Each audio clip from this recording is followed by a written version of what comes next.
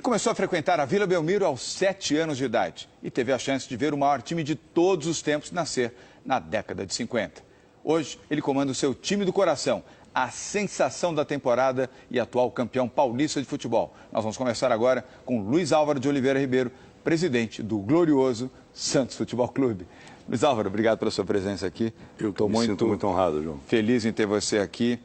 E eu queria começar perguntando a você, o que motivou você, nesta altura da vida, a assumir uma responsabilidade de dirigir um time de futebol, que é a molação o dia inteiro? Foi só paixão? Foi paixão, fundamentalmente, João. Eu brinquei, eu tenho 6 filhas mulheres e não tenho nenhum filho homem. E achei que estava na hora de eu ter um filho homem. Ao invés de usar os recursos da genética, resolvi adotar o Santos, que é a minha paixão desde que eu nasci. Ou quase pronto. Já veio pronto. Eu acho que ao longo da vida acumulei alguma experiência de gestão. Porque você foi do Conselho do Santos, né? Eu fui 17 anos muitos conselheiro do Santos, cheguei a ser conselheiro efetivo. E ao longo da minha vida profissional, ocupei alguns cargos de razoável importância e aprendi a administrar conflitos. Eu mesmo conheci você no Ministério da Fazenda. Você era chefe de gabinete do Ministério da Fazenda. Antes, no Banespa. No Banespa, exatamente. Você na Paulistura, no Banespa, no governo Montoro. Mas, então, achei que podia colocar, durante 2 anos, um pouco da minha experiência a serviço do Santos e a serviço de uma tese audaciosa de imaginar de que o futebol brasileiro, que tem uma importância absolutamente fantástica na consciência da população, podia ser uma atividade dentro do ramo do entretenimento rentável e autossuficiente para não depender de mecenas ocasionais. E agora, achei você que isso acha era um que desafio de vida. Esse desafio é um desafio que você consegue cumprir? Porque a dinâmica antes é diferente da dinâmica depois, eu suponho. Certos planos, certas ideias, certos conceitos que você tinha, quando você vê a prática, pode ser que ela não seja aplicável. É possível essa transformação, Luizão? Eu acho que sim, especialmente porque eu conto com um grupo de apoio da mais alta qualidade em processos de gestão. Eu acho que depende de algumas medidas institucionais, de uma reforma de estatuto que blinde o Santos contra eventuais aventureiros ocasionais e que transforme o Santos, com princípios de governança corporativa, numa instituição administrada de olhos nos interesses dos acionistas. Numa empresa, o dirigente procura produzir dividendos, resultados econômicos. Numa associação, num clube de futebol, o resultado que se espera são títulos, gols e conquistas. E eu acho que a gente consegue conciliar um clube equilibrado com o resultado esperado pelo sócio, que é a conquista de títulos. Agora, em quanto tempo você imagina estabelecer essa nova governança? Porque pode ser um parâmetro para o futebol brasileiro. Vamos deixar à parte até a qualidade do futebol e os meninos da Vila, que nós vamos falar disso daqui a pouco. Mas como gestão efetiva do futebol, não faz sentido o Brasil, que está há 4 anos de sediar a Copa do Mundo, continuar tendo uma gestão temerária no futebol dos clubes. Não estou querendo discutir Confederação Brasileira de Futebol, estou discutindo os clubes efetivamente. A gestão é ruim. Não estou dizendo que seja desonesta também, mas ela é ruim. Ela não é uma gestão de uma empresa que busca resultado, busca lucro, busca eficiência, busca transparência. Este parâmetro, que é exatamente o que você deseja, você acredita que você consiga implantar em quanto tempo? Eu acho que a gente já começou o processo. Acho que a sua consolidação se dará ao longo dos 2 anos do meu mandato. Mas eu acho que até o fim do ano a gente chega com receita e despesa absolutamente equilibrada e recursos para investir no futuro. É isso que a gente imagina. Não gastar mais do que recebe, ao contrário da grande maioria dos clubes no Brasil, que sonham em trazer medalhões em fins de carreira custando os olhos da cara e depois não fecham as contas. Precisam vender jogadores para equilibrar o seu orçamento. Nós temos uma visão muito pragmática, é muito objetiva, trabalhamos com os olhos no fluxo de caixa e não queremos dar um passo maior do que a perna.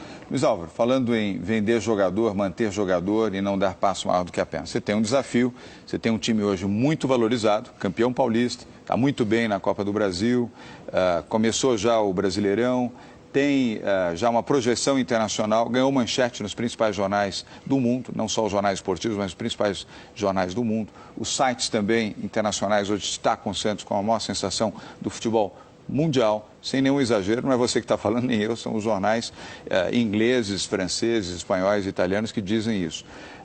Como manter esse time, esse jovem, competente, criativo time do Santos? Vocês estão vendo até aí algumas imagens dos meninos da Vila, até, por exemplo, o final de 2011, que eu imagino que minimamente se deseja ter mais uma temporada completa com esse time. Será possível? Eu acho que sim. e eu acho que nós demos um exemplo concreto e recente. A vinda do Robinho, com o padrão de salário europeu que ele recebia lá, era aparentemente uma aventura irrealizável. Mas nós, quando sentimos que o atleta estava querendo voltar, ele me disse que o maior sonho era voltar a jogar na Vila e ganhar de 3-0 do Corinthians. A partir desse momento eu falei, nós temos que ir atrás e resolver os dois sonhos. O Santos não gasta mais do que o seu teto salarial com o salário do Robinho. E viabilizamos, através de ações de marketing, os recursos suficientes para manter o atleta aqui até agosto e, se possível, se o Manchester topar, durante um período maior, porque é o desejo do atleta, é desejo do clube e é desejo da torcida. Agora, o Príncipe vai aceitar? O que fez o investimento pagou a fortuna que pagou pelo Robinho? Eu acho que se a gente conversar olho no olho e com fluxo de caixa na mão, a gente vai mostrar que os 40 milhões de euros que ele gastou estavam virando pó. O Robinho na reserva, na fria Manchester, infeliz e não jogando o futebol dele.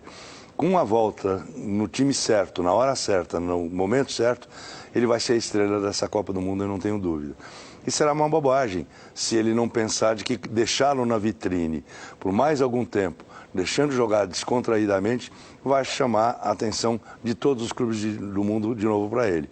É um problema de marketing. Eu acho que o Príncipe deve entender disso e acho que a gente pode ajudar. Mas aí teria tempo determinado, né? Teria o Santos não poderia pagar 40 milhões de euros. Não, seria inviável, nem pelo Robinho, nem por ninguém. Mesmo porque a gente tem condições de ter os atletas pagando um bom salário. Isso é condição para manter. Não adianta você pensar apenas em poesia.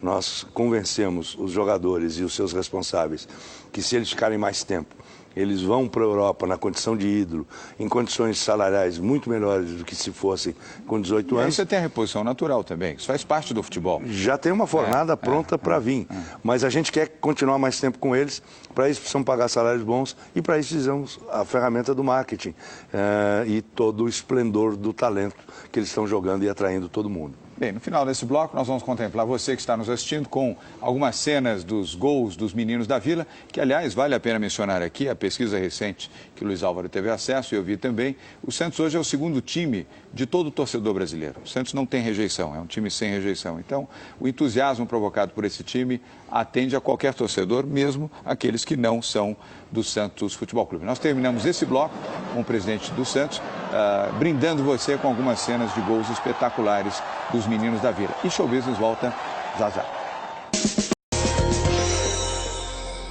Nós estamos de volta na entrevista com o presidente do Santos Futebol Clube, Luiz Álvaro de Oliveira Ribeiro. O Santos que hoje é tido como a maior sensação do futebol brasileiro. Futebol alegre, descontraído, brincalhão. E esse futebol, você imagina que também consiga preservar esse espírito do Santos? Qual é o papel do técnico, por exemplo, do Dorival, nessa estrutura alegre, festiva, onde o gol tem que ser perseguido de qualquer maneira? O Dorival foi decisivo, João. Quando nós fomos atrás de um treinador que tivesse focado só no Santos e tivemos acesso a um papo muito descontraído com ele, eu percebi que ele era a cara do Santos que a gente sonhava. Dar valor às jovens revelações, isso é o DNA do clube, desde 55, com Del Vecchio, Pepe, Pagão, Ramiro, Zito. E ele estava comprometido com essa ideia também. Segundo, tinha um perfil vencedor. Tinha sido campeões em todos os clubes que ele trabalhou, exceto no São Caetano, quando enfrentou o Santos. E nos últimos 8 minutos ele perdeu o título e o Santos foi campeão. Afora isso, ele é simples. Ele não quer aparecer mais do que o elenco, do que o artista. E é agregador. O clima hoje no vestiário do Santos é um clima de formatura do terceiro colegial. Todo mundo alegre, brincando, não tem panelinha, não tem ninguém se achando a mais do que o outro, não tem grupinhos. Todos absolutamente unidos desse jeito descontraído, entendendo que futebol é alegria, futebol é gol, futebol é coreografia. Tanto que os grandes rivais do Santos hoje não são o Real Madrid, nem o Barcelona, nem o Manchester. São o Royal Academy of Ballet, o Bolshoi, que podem levá-los para fazer coreografia lá fora. O Cirque du Soleil, o Cirque du Soleil, exatamente. O Santos já não é mais um time, é um espetáculo. É, né? isso mesmo. E a Vila Belmiro se tornou um teatro, né? E a sua ideia de desligar os celulares antes de começar a partida, já vai ser implantada na Vila. Não pode. Você, como qualquer espetáculo, qualquer teatro, quando for assistir o jogo do Santos, tem que desligar o celular, não pode. Incomoda. Você está vendo o espetáculo, o maior espetáculo da Terra, são as brincadeiras de santistas aqui, que são apaixonados pelo futebol. Agora, paixão também à parte, Neymar, o Paulo Henrique Ganso e o André ficam no Santos? Fico no Santos. Até 2011, final de 2011? Eu diria que até o final do meu mandato é uma proposta de vida que eu me coloquei.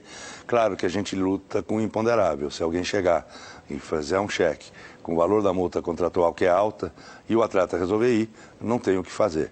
Mas eu acho que nós estamos convencendo os atletas que vale a pena ficar mais tempo, vale a pena viver o ciclo da maturação dentro do Santos, ganhar a condição de ídolo, asfaltar o caminho de volta quando eles quiserem voltar, vão voltar para o time do coração como fez o Robinho agora, e a gente está disposto a pagá-los suficientemente bem para que eles não fiquem infelizes aqui. Joguem o futebol descontraído, que o Robinho é a expressão maior, e ganhem o suficiente para manter uma vida confortável. Que idade tem Neymar, Ganso e André? Você sabe de cabeça? Ganso tem 20, Neymar tem 18 e André tem 19. Ou seja, com 21, 19 e 20, então, vamos dizer, na flor da idade para em 2012 cumprirem uma temporada, 2 ou 3 na Europa. Vão conseguir aprender uma língua, vão aprender um pouquinho sobre a cultura do país onde eles vão, não vão ter resistência ao tempero. Lembro de um atleta que não gostava de açafrão, com isso cumpriu só 3 meses de contrato e acabou voltando. Não faz sentido ir tão despreparado assim. Verdade. E a gente quer prepará-lo. Agora, já tem uma nova geração de jogadores já preparados? Nós estamos com 2 gerações saindo do forno, prontas para entrar quando precise e necessário. Já há algum nome que você, Dorival e o técnico do juvenil, dos juniores, possam dizer, olha, tem aquele fulano, aquele menino, pode ser o novo Neymar, o novo Ganso, o novo André? Ontem nós tivemos uma reunião de 1h30 com a comissão técnica falando exatamente disso. Mas prometemos confidencialidade, porque senão o menino vai se achar antes do tempo e os empresários vão tentar achá-lo antes da gente. E vão achar. Exatamente. E vão achar. E aí pode machucar. Agora, nessa circunstância, um fundo de investimentos que vocês estão preparando, talvez seja exatamente o regulador para o equilíbrio financeiro do Santos. Como será esse fundo? Quem vai constituí-lo e quando? Bom, a ideia do fundo de investimento é de que nós estamos convencidos de que o futebol gera um potencial de geração de receitas absolutamente fantástico. Eu costumo citar o exemplo do Kaká, que saiu de São Paulo por 8 milhões de dólares e 3 anos e meio depois foi transacionado por 80 milhões de euros. Esta agregação de valor se deu em benefício do clube europeu e podia ter se dado em benefício do investidor brasileiro. Então nós entendemos que com a massa crítica que a gente tem desses meninos encantando o mundo, segurá-los por mais tempo gera agregação de valor, portanto gera resultado, que tem que ser partilhado entre aqueles que se dispõem a apostar neles e o clube, que é a grande vitrine. Então a ideia do fundo é captar recursos, depende da mudança de estatuto, o clube precisa estar blindado contra esses aventureiros de ocasião, para que possa garantir ao investidor princípios de governança corporativa, transparência, balanços trimestrais auditados e publicados, sem medo de enfrentar a verdade. E precisa ser administrado de olhos no fluxo de caixa, alavancando novas receitas, que é o que a gente está fazendo. No segundo semestre, depois da aprovação pela CVM, tem que ser aprovado pela CVM, a gente provavelmente está com o produto na rua e a gente resolve ter como embaixador desse processo de captação, que vai ser extravasar as fronteiras nacionais, nada mais nada menos do que o Pelé, que está disposto a ajudar o Santos mais uma vez. Claro, faz todo sentido isso. E o investidor, como é que ele se remunera ao longo do tempo? Ele fez o investimento, comprou uma cota do fundo? Não será um fundo especulativo. A ideia não é ter um jogador por 3 meses e dobrar o valor do capital. É um fundo de permanência, porque a gente acredita nesse ciclo de geração de riqueza. Ao final do investimento, se o jogador resolver ir para lá e o Santos alienar os seus direitos econômicos, que serão partilhados com o fundo, ambos ganham. Ganha o Santos como vitrine e ganha o investidor que colocou o capital. E ganha o jogador também. E ganha o jogador, que vai estar muito mais amadurecido e preparado para ganhar mais. Ou seja, em tese tem até prazo determinado. Exatamente. Nós estamos falando em dezembro de 2011 para cumprir esse ciclo. Em tese, no início de 2012, havendo uma venda, os acionistas já recebem, se remuneram. Mas se puderem aguardar até a Copa do Mundo de 2014, certamente ganharão muito mais. Ou pode fazer um pouco dos dois. Vende uma parte, um mix. Capitaliza, mantém parte do capital e pode trabalhar como aliás, um acionista trabalharia. Exatamente. Né? Um olho duplo no processo, de médio prazo e de longo prazo. E o interlocutor vai ser alguém que conhece o processo, que sabe o que é um fluxo de caixa. Aliás, isso é fundamental. Agora, vamos falar de seleção? Dunga, Neymar, tem liga ou não? Porque o Dunga foi meio resistente, né? Quando a torcida, jornalistas, ex-jogadores, ex-campeões do mundo falaram no Neymar e até no Ganso, que seria também uma medida justa, ele torceu o nariz. Eu fiquei um pouco chocado com a declaração dele que futebol não tem surpresa. Eu acho que foi uma afirmação infeliz. Só tem surpresa. Pois é, em 58 nós fomos campeões do mundo porque usamos um atentado à geometria óssea, que era o Garrincha com as suas pernas tortas, e um menino de 17 anos que ousou dar chapéu para marcar um gol na Copa do Mundo. Espetacular. Então essa surpresa que na verdade deixou os nossos adversários apavorados. Eu acho que, eu tenho esperança de que ele tenha dito isso, que não haverá surpresa, é que como o país todo quer esses dois jogadores na seleção, ele vai dizer que realmente disse que não tinha surpresa, estão os dois convocados. Seria um bom argumento, seria uma boa salvação. Estou dando esse argumento para ele agora. Dunga, registre. Bem, no próximo bloco nós voltamos à entrevista com o presidente do Santos Futebol Clube, Luiz Álvaro de Oliveira Ribeiro. Fique ligado, o seu Business volta já já. Estamos de volta na entrevista com o presidente do Santos Futebol Clube, Luiz Álvaro de Oliveira Ribeiro. Luiz Álvaro, a FIFA mandou um alerta essa última semana de que o Brasil está atrasado e, de fato, está na recuperação e na construção dos estádios na maioria das cidades-sedes da Copa de 2014. Você acha preocupante isso? Eu acho. O Santos quer ajudar nesse processo, na medida das suas possibilidades. Nós temos um problema de estádio, a Vila ficou muito pequena para o Santos. A lotada comporta não mais do que 15 mil espectadores. O Santos tem um problema de ter um estádio mais moderno, mais eficiente, mais confortável dentro dos padrões da FIFA. E quem sabe a gente não pode juntar a fome com a vontade de comer. No caso de Santos se classificar como uma subsede, a gente tem um estádio novo para receber uma seleção estrangeira. Já tem área, tem projeto? Já estamos estudando 2 projetos na cidade de Santos, muito interessantes, acoplado a um empreendimento comercial que o viabiliza. Não há mais sentido, João, em você criar um estádio para jogar quarta e domingo apenas um clube. O estádio tem que ser... Isso é uma multiarena. É um centro de entretenimento, sem consumo, dúvida. Venda, gastronomia e tudo. Tem que ser usado o tempo todo, não pode ser só 2 episódios de 90 minutos por semana. Isso não fecha a conta.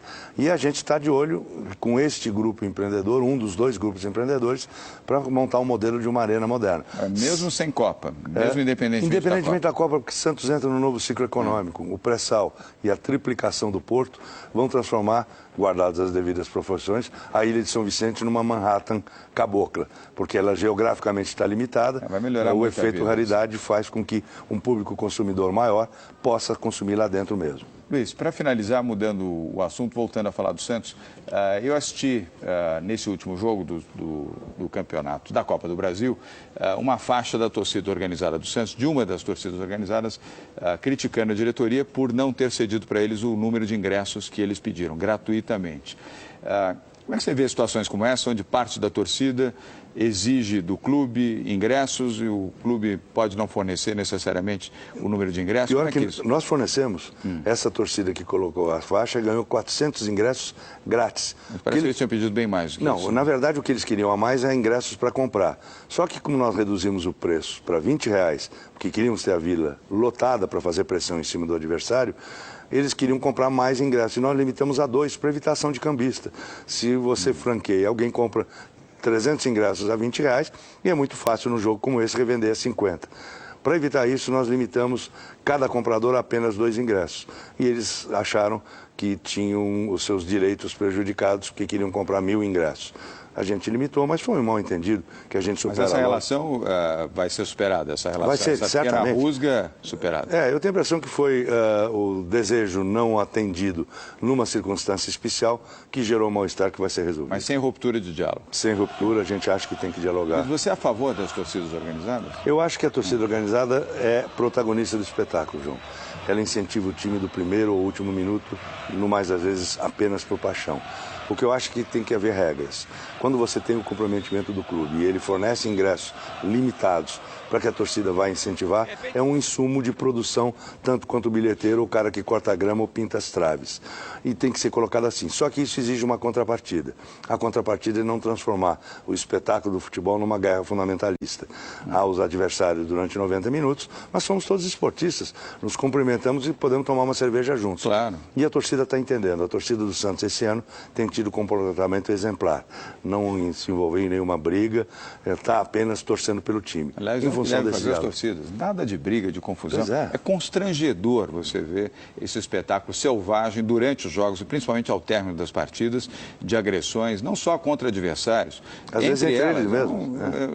É incompreensível, quer dizer, não há justificativa. Contra o espírito do futebol, do Completamente. esporte. O futebol é um elemento agregador. O esporte soma as pessoas, as adversidades. Você viu recentemente no jogo do Santos Futebol Clube, os dois candidatos ao governo de São Paulo juntos, sentados juntos, assistindo o jogo do Santos, senadora Luiz Mercadante, é um fenômeno o ex-governador sociológico. Geraldo Alckmin ali, em paz, em harmonia, em torno do futebol, que essa é a mensagem do esporte e especialmente do futebol. Sem dúvida. Né? Luiz Álvaro Oliveira Ribeiro. Obrigado, boa sorte. Mais uma vez, muito obrigado com a sua gestão e o time do Santos possa ajudar a servir o país com um novo parâmetro para o futebol brasileiro. Muito obrigado. Obrigado, Luiz. E você, fique ligado. No próximo bloco, uma entrevista com o consultor do luxo, Carlos Ferreirinha. Fique ligado, o Business volta já já.